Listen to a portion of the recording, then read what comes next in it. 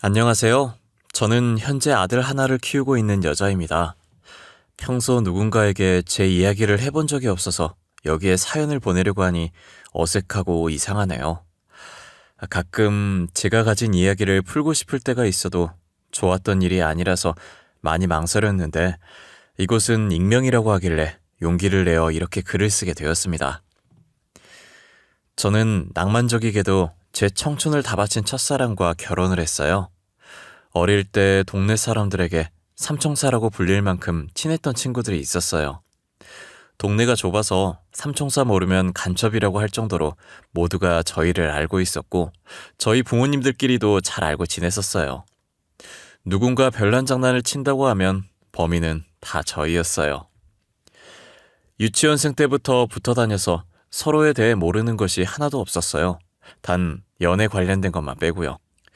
서로 몸에 점이 어디 있는지까지 알고 있는 저희지만 연애에 관련된 건 서로 터치하지 않기로 했거든요.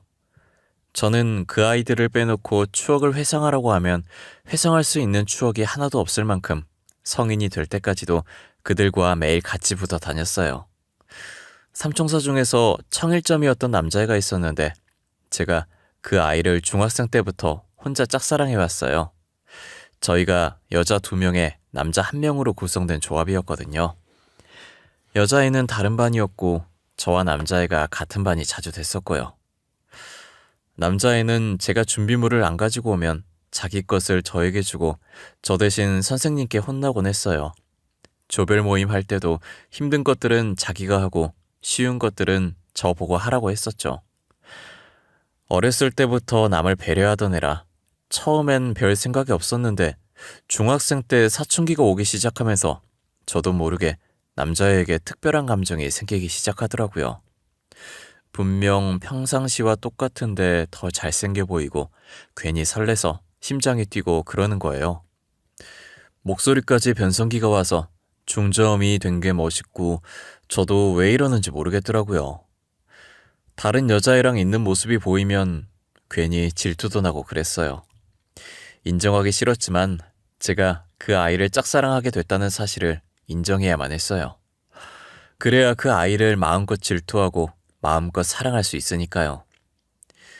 티 안 내려고 했는데 그 아이에 대한 마음을 인정하고 난 뒤로는 제 감정이 제어가 안 되고 사소한 것 하나에도 신경 쓰여서 그 아이에게 툴툴거리고 집에 와서 괜히 울게 되더라고요. 저는 그 아이 때문에 심란해 죽겠는데 그 아이는 자유로운 모습을 보니 괜히 짜증나서 울었어요. 제 마음을 아는지 모르는지 그 아이는 해맑은 목소리로 저희 집에 전화했더라고요. 어머니한텐 없다고 하라고 했는데 이미 있다고 했다며 나오라는 거예요. 저는 괜히 쿵쿵거리면서 거실에 나가서 전화를 받았어요. 야, 이준 뭐하냐? 너 지금 하는 거 없지? 잠시 나와봐 줄 거 있어. 오늘 아니면 안 줄 거니까 나오는 게 좋을 거다. 아, 싫어. 그냥 내일 줘. 나 지금 나갈 기분 아니란 말이야. 나갈 꼴도 아니고. 그러니까 좋은 말 할 때 내일 학교에서 줘라. 알겠냐? 우리가 언제 기분이나 모양새 생각하고 만났냐? 쓸데없는 핑계 대지 말고 빨리 나와. 난 니네 집 근처야. 참고로 이거 너가 엄청 좋아하는 거야. 끊는다.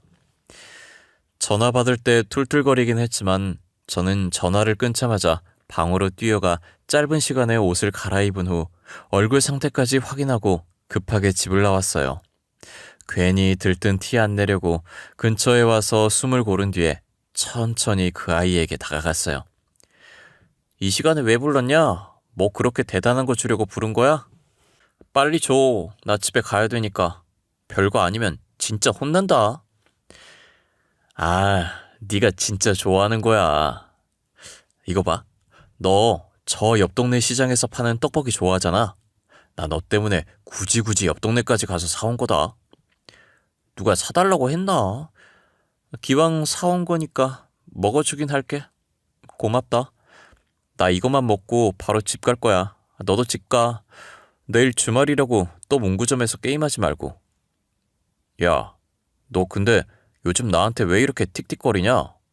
내가 너한테 뭐 잘못한 거라도 있냐? 아, 그럼 말을 해. 말을 해야 사과를 하든 뭐라든 하지. 뭐? 내가? 아닌데? 내가 너한테 화낼 게 뭐 있냐? 그리고 내가 언제 너한테 틱틱거렸다고 그래? 너 진짜 웃긴다. 아니면 아닌 거지. 왜 소리를 지르고 그러냐? 난 혹시나 내가 잘못한 게 있나 싶었지. 그럼 나한테 화난 거 없는 거지? 아, 다행이다. 편안한 마음으로 집에 가도 되겠어. 야, 한 번만 말할 거니까 잘 들어라. 나 두 번은 말 안 해. 기진아 있잖아. 나 너 좋아해. 나 갈게. 안녕. 내일 보자. 무슨 용기였는지 모르겠는데 그날 아니면 영영 고백을 못할 것 같더라고요. 그래서 눈 질끔 감고 고백한 후에 대답도 듣기 전에 일어나서 집으로 가려고 했어요. 그런데 그 아이는 제 손목을 잡더니 왜 대답을 안 듣고 가냐고 하더라고요. 그러더니 자기도 좋아한다고, 저보다 먼저 좋아했다고 고백하는 거예요. 왜 고백 안 했냐고 했더니 제가 자기를 남자로 안 좋아하는 것 같아서 안 했다고 하더라고요. 저희는 서로의 마음을 확인하고 아직 나이는 어리지만 나름 그 나이대에 풋풋한 연인이 되었어요. 같이 다니던 여자아이도 저희가 연인이 된 걸 알고 진심으로 축하해 주더라고요. 혹시나 중간에 헤어져서 우리 관계가 어색해지면 어쩌나 했는데 걱정과 달리 성인이 될 때까지 저희는 한 번도 싸우지 않았죠. 성인이 되고 각자 취업을 한 뒤 어느 정도 자리가 잡혔을 때 남자친구가 제게 청혼을 했어요. 처음 저희가 연인이 된 장소에 가서 똑같은 위치에서 청혼을 한 거예요. 거창한 프로포즈는 아니었지만 특별한 장소에서 특별한 사람과 함께 있으니 되게 낭만적이더라고요. 제 인생에서 최고의 프로포즈를 받았는데 어느 누가 거절을 하겠어요. 저는 망설이는 사이에 장난이었다고 할까봐 냉큼 남자친구의 청혼을 받아들였죠. 저희는 앞서 말했듯이 동네가 좁아서 부모님들끼리도 서로 잘 아는 사이라 결혼 허락받는 건 문제도 아닐 거라고 생각했어요. 흔쾌히 허락해 줄 것이라는 저희 생각과는 달리 시어머니께서 저희 결혼을 엄청 반대하시는 거예요. 제게 대놓고 더 괜찮은 집안과 결혼시키고 싶다고 딱 잘라서 말씀하시더라고요. 집안은 비슷해도 제가 대기업에 다니고 있었기 때문에 그걸로 어필을 해보았는데 전혀 통하지 않았어요. 저는 시어머니의 마음을 돌리기 위해서 매일 시댁에 찾아가서 얼굴 도장을 찍었어요. 선물하면 성의 없고 뇌물처럼 느껴질까봐 음식도 해드리고 청소도 해드리고 할 수 있는 건 다 해드렸죠. 저 못지않게 남자친구도 매일같이 시어머니를 앉혀두고 설득하느라 힘들었다고 하더라고요. 저와 남자친구의 노력이 통했는지 결국 시어머니께서는 두 손 두 발 다 들고 결혼을 허락해 주셨어요. 저희는 힘들게 허락받은 만큼 누구보다 잘 살겠다고 다짐했어요. 결혼 소식을 제일 먼저 삼총사 멤버 중 한 명이었던 친구에게 알려줬어요. 제 말에 친구는 살짝 표정이 일그러지는 것 같더니 금세 웃으면서 축하한다고 하더라고요. 당시엔 친구 표정이 너무 순식간에 바뀌어서 제가 잘못 본 줄만 알았어요.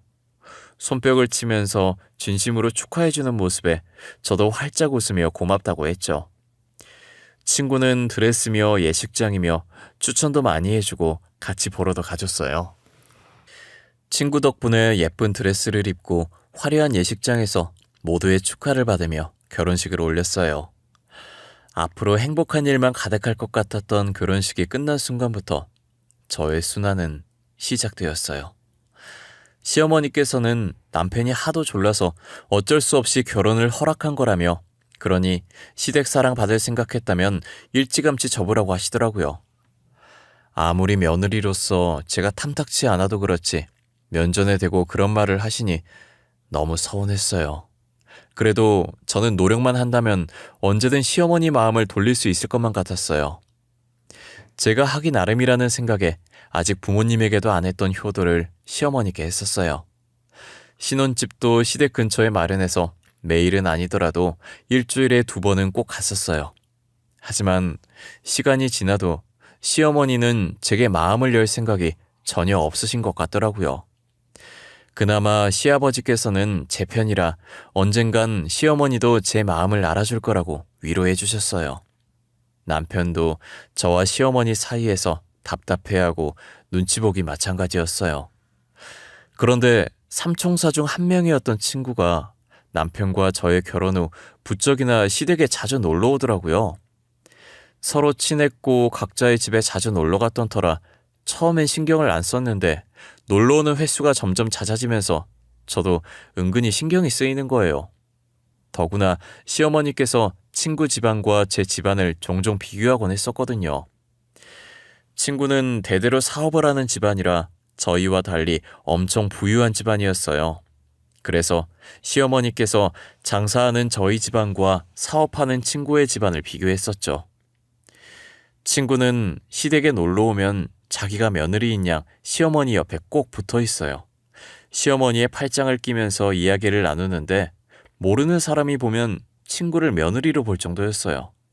가끔 밖에 돌아다닐 때도 그러고 친구가 어머님 하면서 애교를 부리니 그걸 듣고 모르는 사람들이 며느리냐고 물어보곤 해요.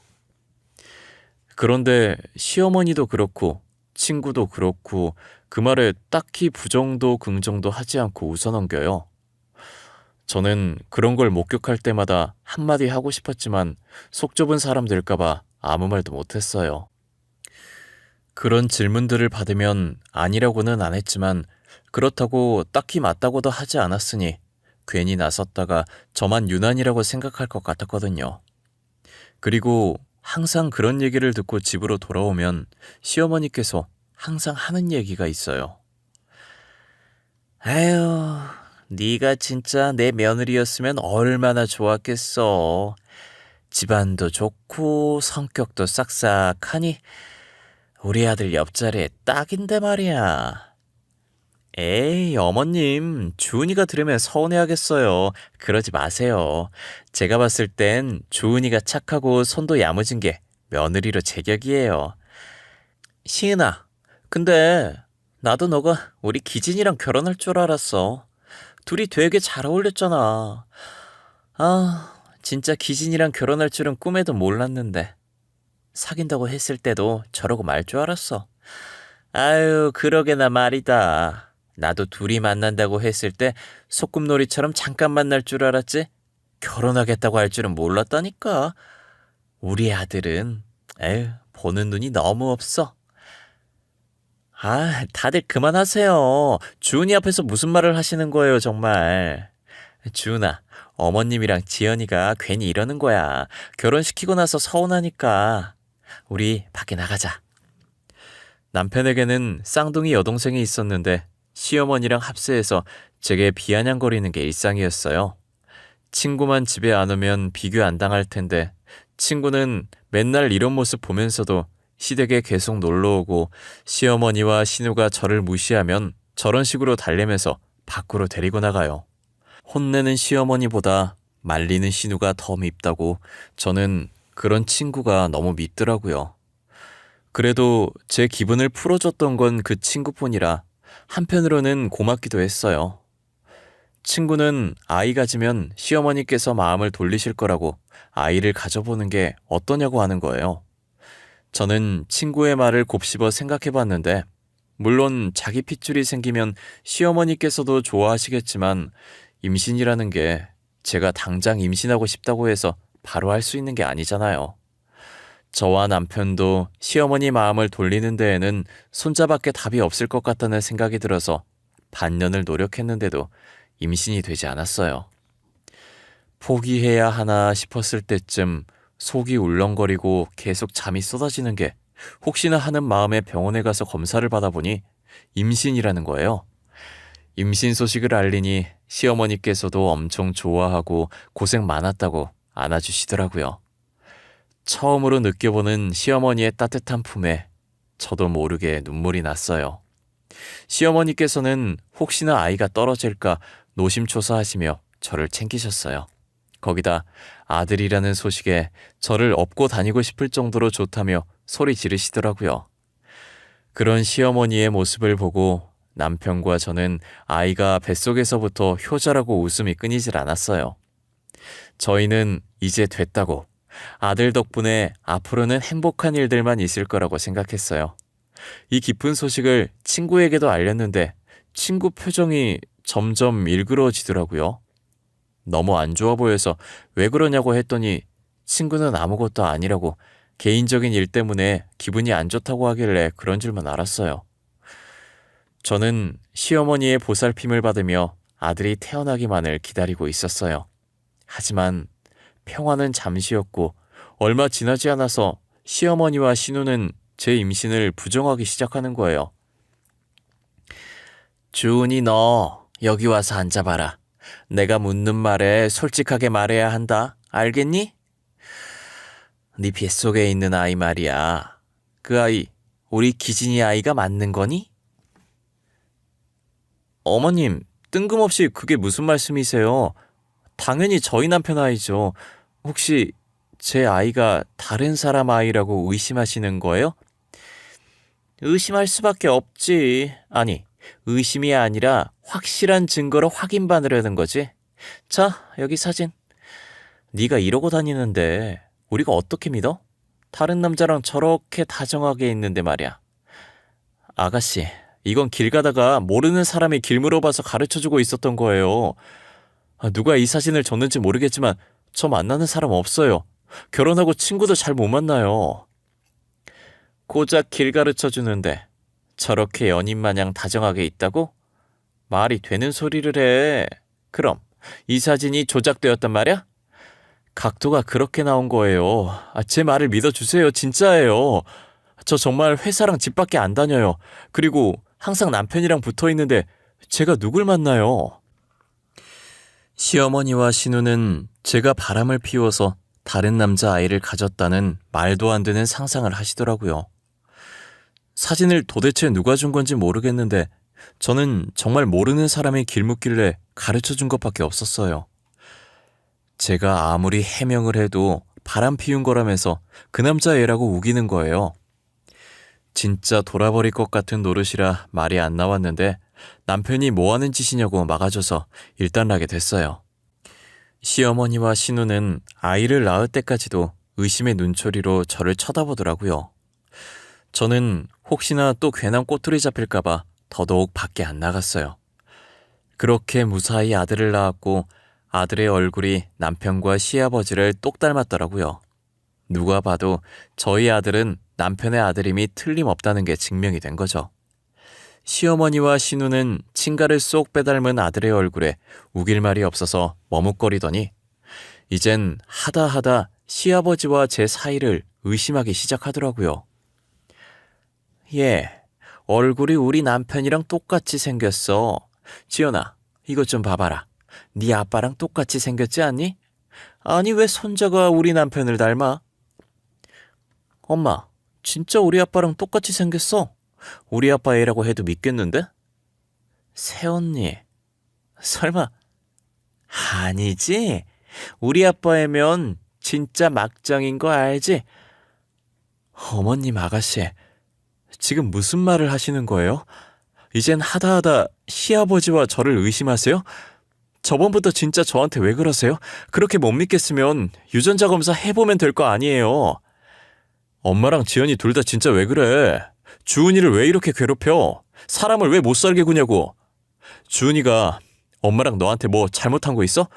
아니잖아. 근데 도대체 왜 그러는데?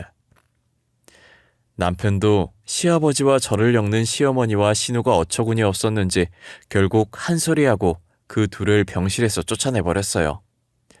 남편의 얼굴엔 속상함과 미안함이 가득 차 있더라고요.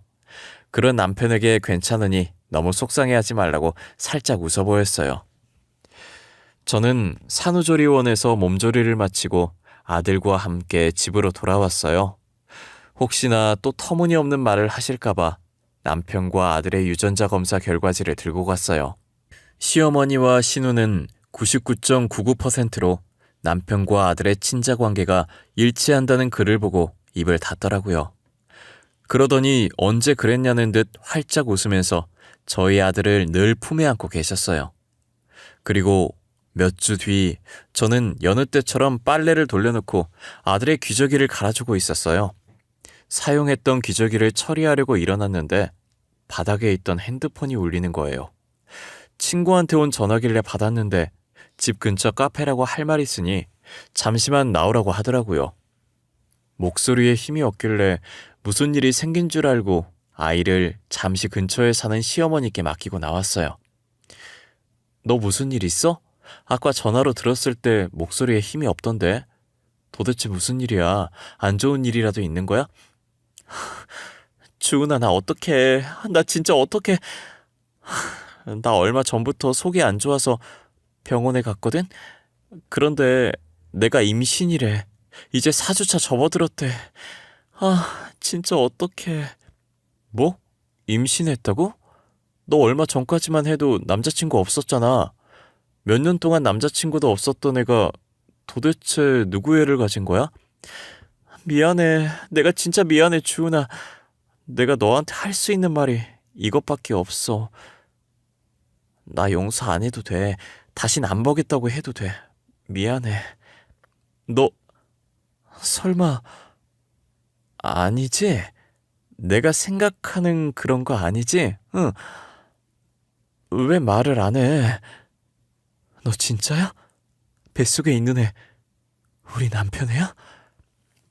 친구는 눈물을 흘리면서 임신을 했다고 제게 초음파 사진을 내밀더라고요. 누구 애냐고 물어도 계속 저한테 미안하다고만 말하길래 설마 했어요. 그런데 아니나 다를까 남편의 아이를 임신했다고 말하면서 엉엉 울더라고요. 한참을 울다가 고개를 들어 제게 무언가 말을 하기 시작하는데 하는 말마다 과간이었어요. 자기가 저보다 먼저 남편을 좋아했다면서 제가 남편을 뺏은 거라고 정말 말도 안 되는 소리를 했죠. 그러더니 자기도 임신을 했으니 아빠 없는 애로 키우고 싶지 않다고 남편을 놓아달라면서 저한테 남편과 이혼을 해달라고 하더라고요. 그럼 지금 제 아들은 아빠 없는 애로 키워도 된다는 말이냐고요. 제게 미안하다고 용서하지 말라고 하더니 이혼해달라고 그런 거였어요. 얼마나 뻔뻔하던지 뺨이라도 시원하게 내려치고 싶었는데 CCTV가 있어서 차마 그러진 못하고 제 앞에 있는 물을 친구 얼굴에 뿌려버렸어요. 그리곤 친구가 제게 건넨 초음파 사진을 들고 집으로 돌아왔어요. 탁자에 초음파 사진을 올려두고 남편이 올 때까지 그 사진만 빤히 쳐다봤어요. 비밀번호 누르는 소리가 들리고 남편은 아들을 안고 들어와서 자고 있는 아들을 방 안에 눕히더라고요. 방문이 닫히자마자 저는 초음파 사진을 남편 면전에 던졌어요. 남편은 사진으로 뺨을 맞고 손으로 맞은 부위를 감싸면서 바닥에 떨어진 초음파 사진을 줍더라고요. 뭐야? 갑자기 왜 이걸 나한테 던져? 이거 초음파 사진 아냐? 당신 둘째 가진 거야? 그래? 둘째는 기대도 안 했는데. 둘째? 둘째 같은 소리 하고 앉아있네. 그래, 너한테는 둘째겠지. 그거 시은이 초음파 사진이야. 시은이 임신했대. 근데 그 애가 네 애라더라? 어? 내 애라고? 무슨 말이야 그게? 이 애가 왜 내 애야? 당신 잘못 들은 거 아니야? 나 시은이랑 아무 사이도 아닌데 무슨 내 애야? 너 나 애 낳고 몸조리 하고 있을 때 시은이랑 술 마셨었다며. 그때 사고 쳐서 애 가진 거라고 하던데 맞아? 아니야. 엄마랑 동생이 너한테 하는 행동 때문에 속상해서 시은이 만나서 술 먹은 건 사실이야. 맞는데 근데 아무 일도 없었어. 너가 생각하는 그런 일 진짜 없었어. 그럼 그때 일 기억나? 당신 얼마나 마셨고 어떻게 집 왔는지 다 기억해? 하나도 빠짐없이 다 기억하고 있냐고. 아니, 필름이 끊겨서 어떻게 집에 왔는지는 잘 기억 안 나. 저는 더 이상 남편의 말을 들을 가치가 없어서 남편 짐을 싸서 쫓아냈어요. 남편은 갈 곳 없어서 시댁으로 갔고 시어머니께서도 친구의 임신 소식을 들은 건지 제게 전화를 하셔서 이왕 이렇게 된 거 이혼하라고 하더라고요. 저는 아빠 없는 애로 키우라고 하라고 절대 이혼 안 해줄 거라고 하면서 전화를 끊어버렸어요. 저한테 이득이 하나도 없는데 도대체 제가 누구 좋으라고 이혼을 하나요? 엎친 데 덮친 격으로 시아버지께서는 모든 걸 듣고 충격받아서 쓰러지신 거예요. 그동안 몰랐는데 시아버지께서는 약간의 치매기가 있으셨고 이번 일로 인해 충격을 너무 심하게 받아 진행 속도가 빨라졌다고 하더라고요. 결국은 요양원에서 병수발을 들어야 할 정도로 치매가 많이 진행된 상황이었어요. 언제는 저를 며느리 새언니 취급 안 했던 시어머니와 신우가 그동안 시아버지께서 저를 많이 아꼈고 며느리니까 병수발을 하라고 떠맡기는 거예요. 아가, 그동안 네 시애비가 너를 얼마나 아꼈니? 벌써 다 잊은 건 아니지? 며느리로서 네가 시애비 병수발 좀 들어야겠다. 그래, 아빠가 새언니 진짜 많이 아꼈잖아. 그건 언니가 더 잘 알고 있지? 아마 아빠는 우리보다 언니가 보살펴주는 걸 더 좋아할 거야. 이때까지 한 번도 저를 며느리 새언니 취급 안 해주더니 시아버지 아프시다니까 며느리로 인정해 주시는 거예요? 아이, 그게 무슨 소리니? 우린 너한테 이혼하라고 몇 번이나 말했다. 근데 이혼 안 한 건 너야. 법적으로는 아직 네가 며느리니 며느리가 시아버지 모시는 건 당연한 거 아니니? 아, 그러세요? 그럼 지금이라도 아드님이랑 이혼해드릴게요. 이혼해드릴 테니까 시은이 데려다가 병수발 시키세요. 한 번도 며느리 취급 안 해주더니 이 지경 되니까 저를 며느리로 인정해주겠다는 뉘앙스로 말하길래 지금이라도 이혼해주겠다고 친구 데려다가 병수발 시키려고 하고 나와버렸어요.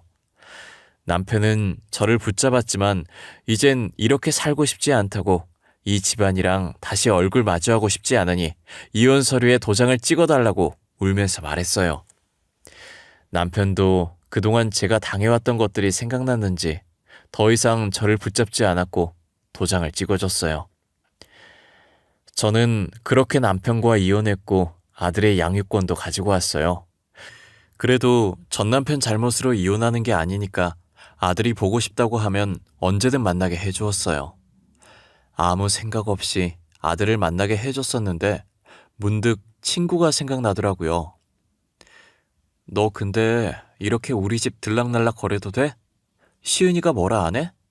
그리고 시은이랑은 언제 결혼하려고? 배 불러오기 전에 식 올려야지. 아, 애 낳고 결혼식 올릴 거야? 애는 무슨 애야. 걔 임신한 거 거짓말이야. 너한테 열등감 있어서 거짓말 친 거래. 걔도 진짜 웃긴다. 우리가 함께한 세월이 얼만데 그 난리를 친 거지? 뭐라고? 임신한 게 거짓말이었다고? 그럼 그 초음파 사진은 뭐야? 그것도 가짜였다는 거야? 나한테 울고불고 난리더니 그것도 다 쇼였던 거네? 그 초음파 사진 지 언니 거였대. 아, 걔도 참 대단해. 나랑 결혼하겠다고 그 난리를 치더니 아빠 아프다니까 병수발 하라고 할까봐 도망갔어. 덕분에 엄마랑 동생만 고생이지. 다 자업자득이야. 알고 보니 친구는 진심으로 전 남편을 좋아했던 게 아니라 제게 열등감을 느껴서 제가 가진 모든 것들을 뺏고 싶어 했던 것이었어요. 자기가 저보다 더 잘났는데 왜 전 남편은 자기가 아니라 저를 좋아하냐 해서 열등감이 생긴 거죠. 그래서 언니의 초음파 사진으로 임신했다고 거짓말까지 해가며 전 남편과 전 시댁 식구를 뺏으려고 했던 것이었어요. 자신의 거짓말 때문에 전 시아버지께서 저렇게 된 건데 결혼하면 자기한테 병수발 시킬까봐 도망간 거죠. 결국 전 시어머니와 전 신우가 전 시아버지의 병수발을 들고 있다고 하더라고요. 전 남편은 전 시아버지 보살피면서 그동안 제게 했던 짓들을 반성하라고 하나도 안 도와줬대요. 전 시아버지의 상태가 갈수록 안 좋아지는 것 같았어요. 이제는 전 시어머니와 전 신우도 못 알아보고 행패를 부리고 있더라고요. 제게 못살게 굴었던 기억만 간직하고 계신 건지 전 시어머니만 보면 고향 것이라면서 머리채를 잡으신대요. 그러면 전 시어머니는 머리채 잡힌 상태로 울고 전 신우는 전 시아버지 손을 때리고 난리래요. 전신우가 자꾸 자기 손 떼려고 하자 다른 손으로 전신우 머리채를 잡아챈다고 하시더라고요. 결국은 간호사가 말려서 전 시아버지를 떼어놓으면 전 시어머니와 전 신우는 머리가 산발이 된 채로 운대요. 전 남편이 말해주는데 모든 상황들이 머릿속에서 상상이 가서 너무 웃기더라고요. 전 남편이 앞에 있다는 걸 까먹고 저도 모르게 엄청 웃다가 전 남편이랑 눈이 마주치면 미안하다고 했어요. 전 남편은 자기도 실제로 보면 웃겨서 웃는다고 괜찮으니까 저보고도 웃고 싶으면 웃으라고 하더라고요. 저는 전 남편과 친구처럼 지내면서 아들 때문에 아무 감정 없이 자주 만나고 있어요. 오히려 이혼하고 만나니까 더 편한 느낌이었어요. 전 남편은 다시 저와 잘해보고 싶은 생각인 것 같은데 저는 아직 그럴 마음이 없어요. 사실 전 남편이 제게 잘못한 건 없어서 전 시댁 식구와 연을 끊는다고 하면 생각해 볼 만한데 그렇다고 제가 핏줄과 연을 끊으라고 강요할 순 없잖아요. 그래서 둘 다 재결합 얘기는 꺼내지 않고 아들 핑계 대면서 얼굴 마주하고 있는 것 같아요. 가끔은 연애하던 시절로 돌아간 기분이고 그래요. 제 사연은 여기까지입니다. 남의 것은 탐내는 게 아니라는 말이 있잖아요. 이 글을 쓰면서 제 결혼 생활을 망친 친구 생각이 참 많이 나네요. 자신이 한 짓이 들통나서 집에서 쫓겨났다고 하던데 잘 살고 있는지 모르겠어요. 여러분들도 살면서 한 번쯤은 남의 것을 탐낸 적이 있을 거예요. 그렇다고 제 친구처럼 남의 것을 뺏으려고 애쓰진 않았으면 좋겠어요. 어떻게든 다 자기 업으로 돌아가기 마련이거든요.